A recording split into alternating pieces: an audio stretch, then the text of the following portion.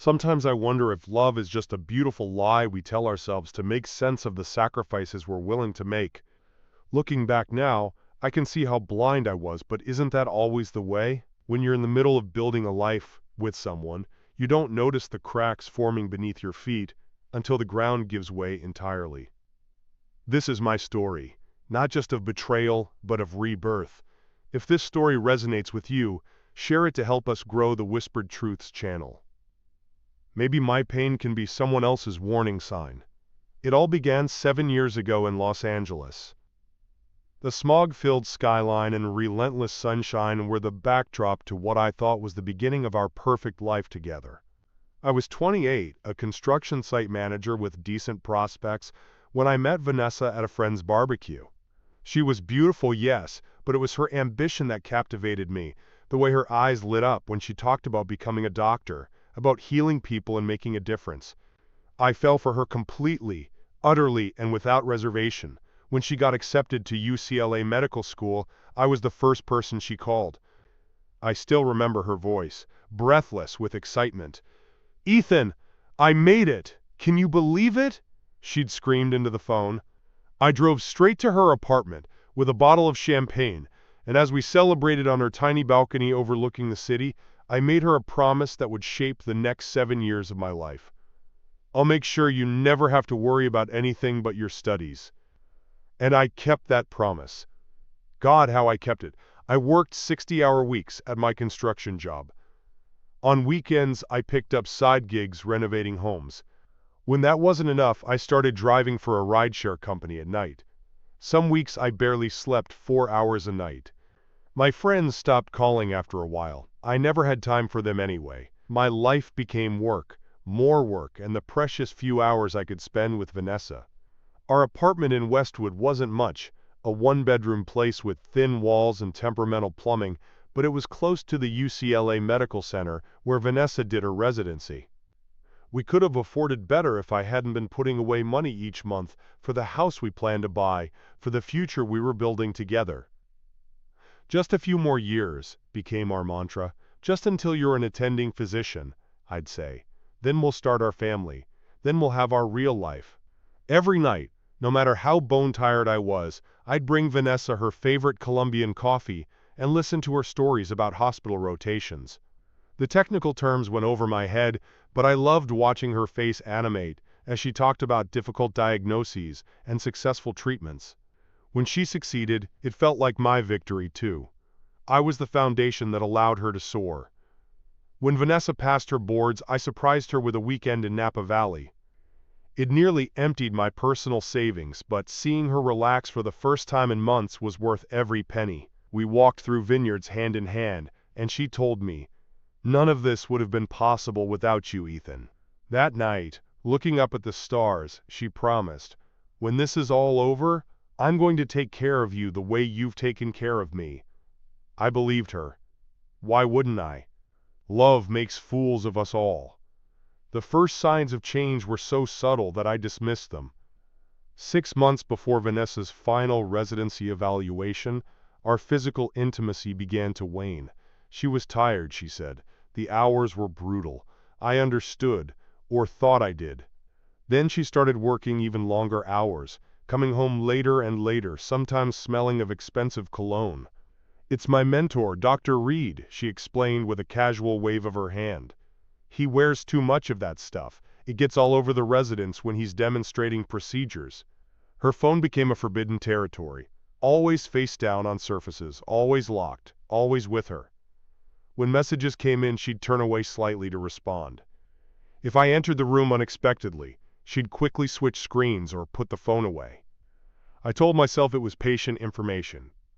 Confidential medical stuff I wasn't supposed to see. When I asked about our future plans, the house, the family we'd planned, Vanessa would deflect. "We'll talk about it after residency, Ethan. Let's just get through this first." One night, while doing laundry, I found a receipt in her white coat pocket. A dinner for two at Providence, one of the most expensive restaurants in LA, minus $3,000, including a bottle of wine that cost more than my weekly salary. When I confronted her, she didn't even blink. "It was a department dinner, Ethan." Dr. Reed was showing the chief residents what to expect when we start earning attending salaries. It wasn't personal, but there was something in her eyes that didn't match her words. A coolness, a calculation. When I pressed further, she snapped, "You're being paranoid because you're overworking yourself. Not everything is about you, Ethan. This is my career." That night, lying awake beside her sleeping form, I started to doubt myself. Was I being paranoid? Was the exhaustion making me irrational? I'd never been the jealous type before, but something had changed between us. Something I couldn't quite name but could feel in every interaction, like a subtle shift in barometric pressure before a storm. Have you ever sacrificed everything for someone you loved? Share your story in the comments. Sometimes knowing others have walked the same path makes the journey a little less lonely. As the weeks passed, I couldn't ignore my gut feelings anymore. The Vanessa I was living with felt like a stranger wearing my wife's face. I began paying closer attention to the details. One day, she came home wearing a Cartier watch I'd never seen before. Sleek, elegant, and worth at least $10,000. "Where did that come from?" I asked, trying to keep my voice casual. "Oh, this?" She glanced at it dismissively. "It's borrowed from a colleague for a fundraiser. I have to return it tomorrow." But the watch stayed on her wrist for weeks afterward. Then, there were our finances.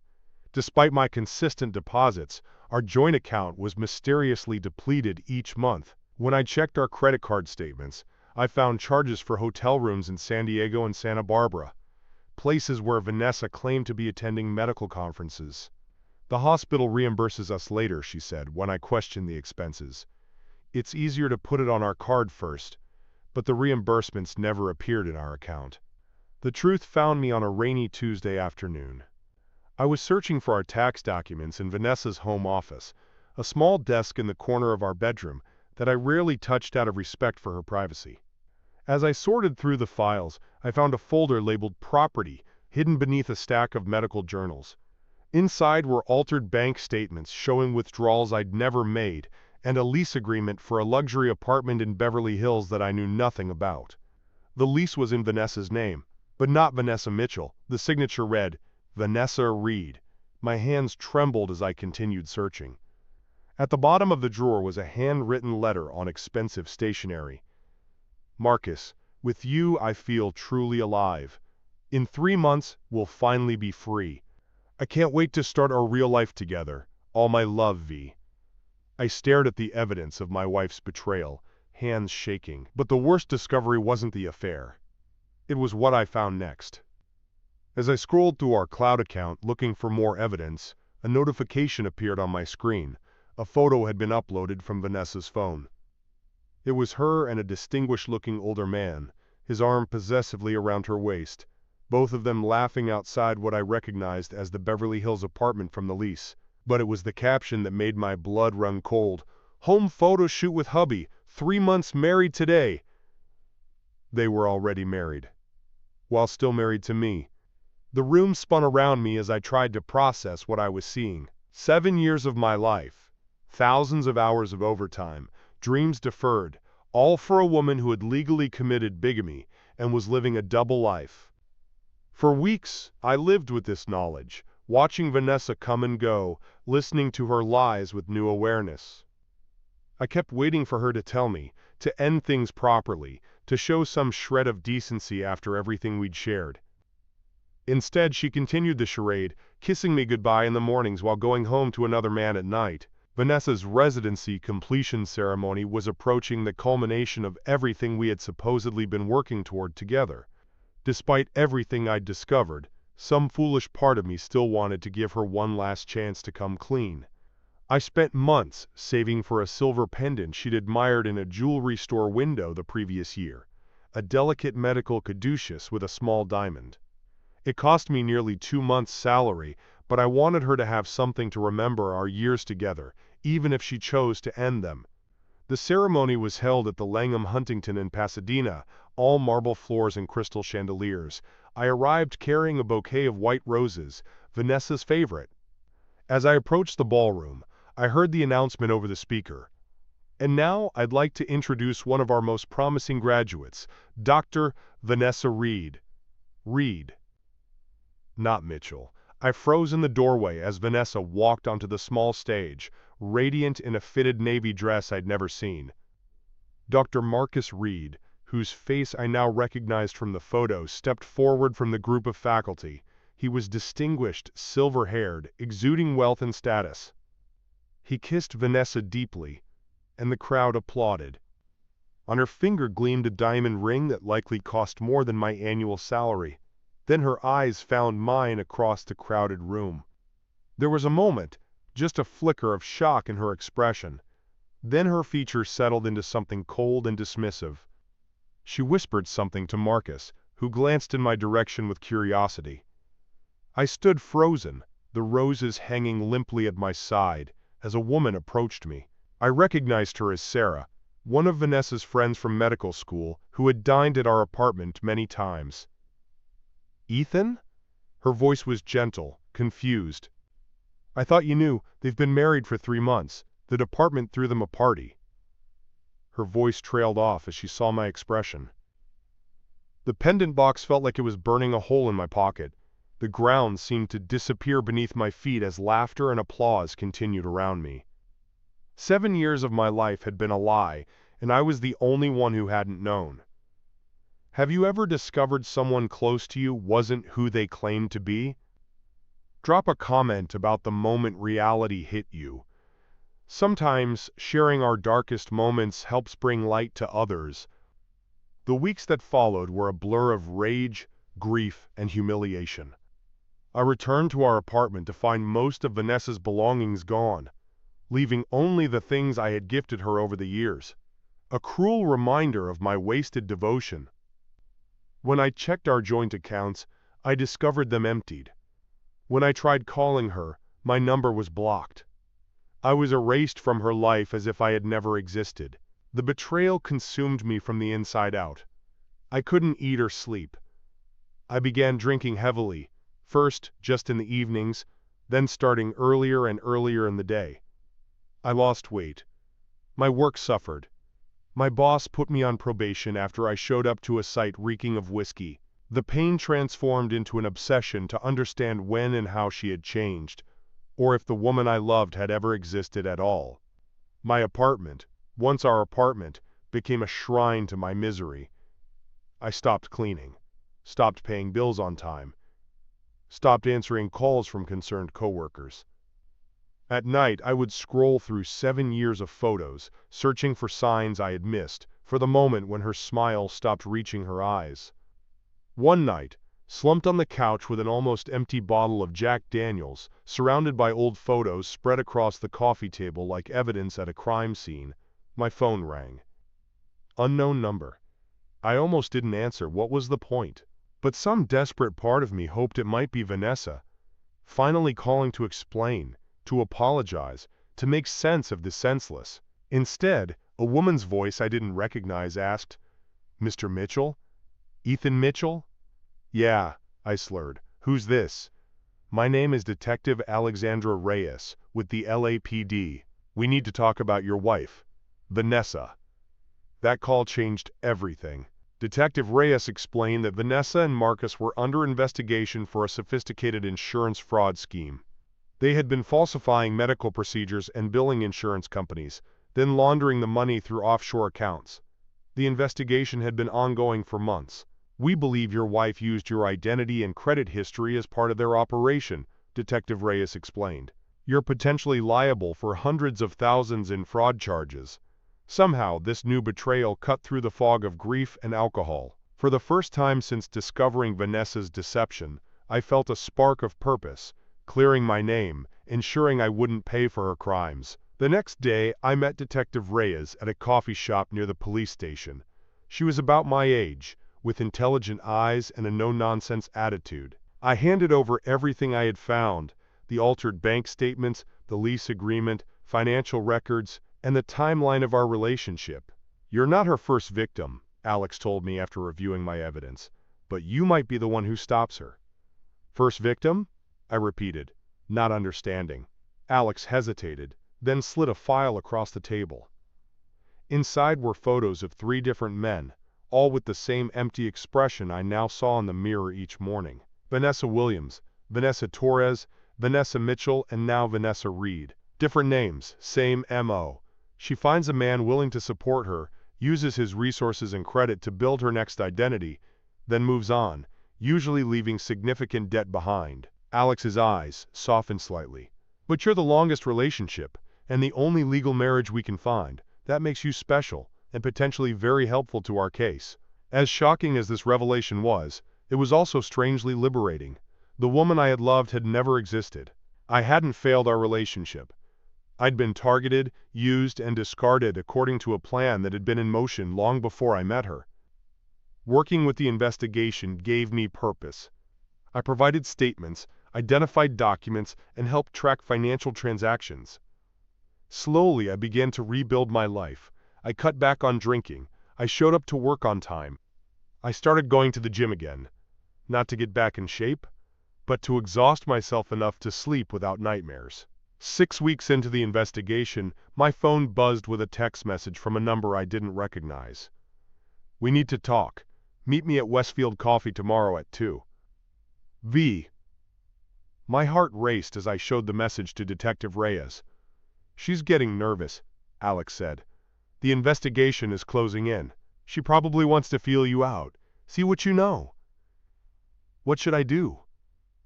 "Meet her. Wear a wire. Help us get the evidence we need." The next day, I sat in Westfield Coffee with a small recording device taped to my chest and Detective Reyes at a nearby table, pretending to read a newspaper. My palms were sweating as I waited, unsure if I could face Vanessa without falling apart. When she walked in, the sight of her hit me like a physical blow. She looked exactly the same, yet completely different, polished and confident in expensive clothes that my sacrifice had once paid for. Her hair was styled differently, and she wore makeup that made her look older, more sophisticated. This was Dr. Vanessa Reed, not the struggling medical student I had supported for years. She sat across from me, setting down a designer handbag that probably cost more than my rent. For a moment, neither of us spoke. "You look terrible, Ethan," she finally said, her voice cool and assessing. "It's been a rough few months," I replied, fighting to keep my voice steady. She sighed, as if my suffering was an inconvenience to her. "Ethan, you need to stop cooperating with the police," she said calmly. "This could ruin everything I've worked for." Her words ignited something in me. Not just anger, but indignation. "Everything you worked for?" My voice trembled. "I gave you 7 years of my life, Vanessa. I worked 3 jobs while you built a life with someone else." "Lower your voice," she hissed, glancing around the cafe. "You're making a scene." "I'm making a scene?" I laughed bitterly. "You committed bigamy. You stole from me. You used my name to commit fraud." Vanessa's facade cracked momentarily before she composed herself. "You were convenient, Ethan. A reliable safety net. Don't pretend you didn't benefit from being with a doctor." "Benefit?" "I lived in a cramped apartment and worked myself to exhaustion, while you were secretly living in Beverly Hills with your real husband." She reached for my hand across the table, her expression softening into the one I used to trust completely. "Ethan, listen to me. Marcus has connections. He can make things very difficult for you if you continue with this vindictiveness. Or he can be generous. Walk away now, and there could be financial compensation. Enough for that house you always wanted." As she spoke, I noticed she still wore the simple silver band I'd given her years ago, alongside her extravagant diamond from Marcus, not as a symbol of love, but as a prop in her ongoing performance. "Did you ever love me at all?" I asked quietly. "Was any of it real?" Something flickered in her eyes, perhaps the closest thing to remorse she was capable of feeling. "You were kind, Ethan. That's rare." "But love?" "No. Love wasn't part of the plan." I stood up, suddenly calm. "Goodbye, Vanessa. I'll see you in court." As I walked away, I heard her call after me, her voice tinged with warning. "You have no idea what you're doing, Ethan. No idea at all. I didn't look back. The investigation culminated in a highly publicized trial 6 months later. Vanessa and Marcus's elaborate scheme was exposed piece by piece. Former patients testified about unnecessary procedures they'd undergone. Colleagues revealed suspicious behavior they'd witnessed. Financial experts detailed the money trail through various accounts and properties. When it was my turn to testify, I felt surprisingly calm. I spoke about our years together, about how my identity had been used without my knowledge, about discovering the lease agreement and the bigamous marriage. Each day in court, I avoided Vanessa's gaze, refusing to be manipulated by the woman I once adored. When the verdict came, guilty on all counts, I finally allowed myself to look directly at her. Vanessa's expression wasn't one of remorse or shame, but of cold fury. As the officers moved to take her into custody, she looked straight at me and called out, "I never loved you, Ethan. You were just too blind to see it." Those words, meant to wound me one final time, instead released me from the last threads of emotional bondage. Outside the courthouse, standing in the sunlight, I realized I was finally free, not just of Vanessa, but of the guilt, self-doubt, and recrimination that had plagued me since discovering her betrayal. Detective Reyes, Alex as I'd come to know her, found me sitting on a bench, staring up at the sky.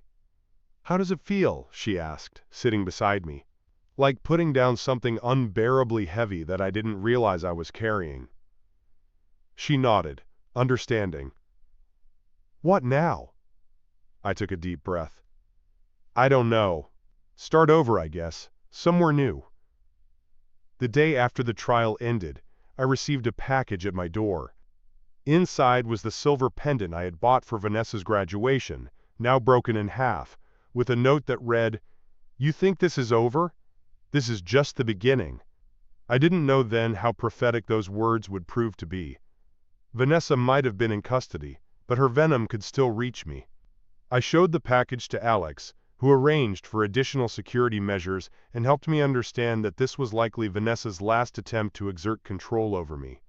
With the settlement from the case providing some financial stability, I decided to leave Los Angeles and all its painful memories behind. I moved to Seattle, where the constant rain matched my mood in those early months. I found work at a smaller construction company, rented a modest house overlooking Lake Washington, and started the slow process of rebuilding my life from scratch. The most unexpected part of my healing came from connecting with others who had experienced similar betrayals. I started a support group for victims of relationship fraud, sharing what I'd learned and the warning signs I'd missed. Helping others recognize manipulation tactics became a form of therapy for me, transforming my pain into something useful, even valuable. Sarah, Vanessa's former friend who had testified against her, reached out to me about 6 months after I moved to Seattle. She was passing through on a medical conference and suggested coffee. That coffee turned into dinner, which turned into regular phone calls and visits. Unlike my relationship with Vanessa, this connection grew slowly, cautiously, with both of us bearing the scars of past betrayals. A year after the trial, I stood on the deck of my small but comfortable home, watching the sunset paint the water in shades of gold and pink. Sometimes I still woke in the night reaching for someone who was never truly there. The pain had changed from an acute stab to a dull ache, present, but no longer debilitating. Sarah stood beside me, her shoulder lightly touching mine. "Penny, for your thoughts," she said. "I was just thinking that we never really know someone completely," I replied. "But maybe that's okay. Maybe knowing ourselves and trusting ourselves is what matters most." She nodded, understanding without needing more explanation. That was the difference. With Sarah, I didn't have to pretend to be more than I was. I didn't have to exhaust myself proving my worth. The relationship wasn't built on sacrifice, but on mutual respect. I thought closing the chapter on Vanessa was the end of my story. But when I received a letter from her prison cell last week, I realized some ghosts aren't so easily exorcised. The letter wasn't threatening or manipulative, perhaps a first for Vanessa. Instead, it contained something resembling an explanation, if not quite an apology. She wrote about her own childhood of poverty and neglect, about deciding early on that she would never be vulnerable again, about seeing relationships as transactions rather than connections. I don't expect forgiveness, she wrote. I just want you to know that the deficiency was in me, not you. You loved better than most people ever learned to, Ethan. Don't let what I did rob the world of that capacity. I don't know if her words were genuine or another manipulation. In the end, it doesn't matter. My healing isn't dependent on her remorse. My worth isn't defined by her recognition of it. The life I'm building now is entirely my own. Slower, perhaps, than the one I envisioned with Vanessa, but more authentic, more mine. Has someone's betrayal ultimately led to your freedom? Let us know in the comments how you transformed pain into power. Because that's the thing about betrayal. It breaks you open, but what grows from those broken places can be stronger, wiser, and more beautiful than what existed before. The price of loyalty may have been high, but the reward of finding my true self has been worth every painful step of the journey.